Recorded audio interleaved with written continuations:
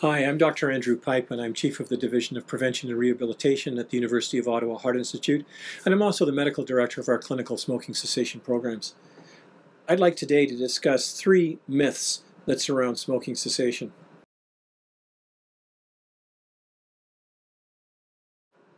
The first, and one that really irritates me the most, is that so many people still think of smoking as a habit. Smoking isn't a habit.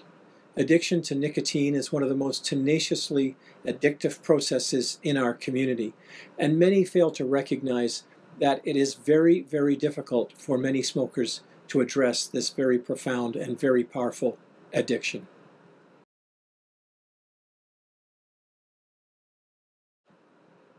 The second myth I'd like to expose today is the idea often expressed by many smokers that I can quit any time that I want, which in a sense builds on that concept of smoking being just a habit and a misconception that it should be relatively easy to just stop. Most smokers very quickly realize that they can't stop when they want and that they are addicted to tobacco products. And that's where programs like ours can be very, very helpful as a consequence of the experience that we have had in helping large numbers of smokers deal with this addiction.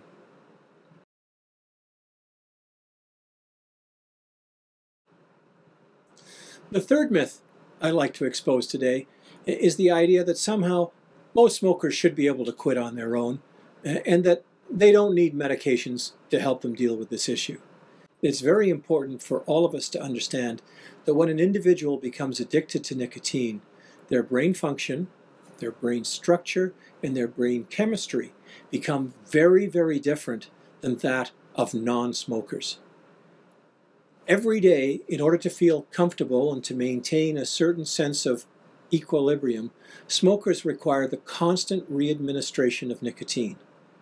That nicotine interacts with receptors in the brain, causing a variety of neurophysiological mechanisms, which also release a variety of other neurotransmitters elsewhere in the brain.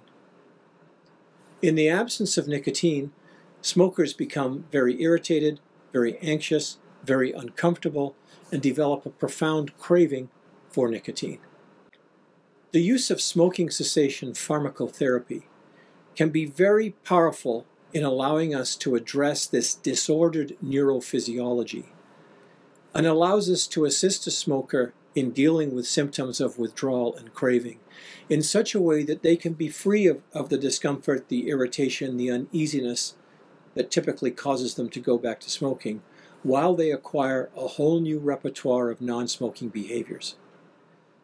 And put very simply, the use of proven, effective cessation pharmacotherapies in doses that are appropriate for an individual smoker and for a period of time long enough to assist an individual smoker to stop smoking are the hallmarks of successful smoking cessation programs.